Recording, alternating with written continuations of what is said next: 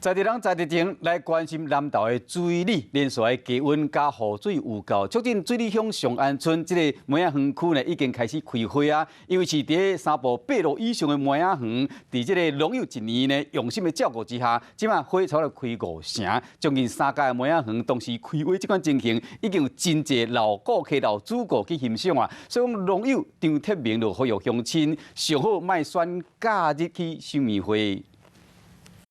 因为冷气团报道，梅花拢开始开花。水利乡上安村的梅区梅花已经开3到5成，加上大梦的天气，互来看花民众拢真懊恼。很有仙气，很漂亮，花很自然。会不会推荐大家来？会，一定要来。哦，它是接近大自然啊，是属于空气新鲜啊。如果能住在这里，一定是身体健康。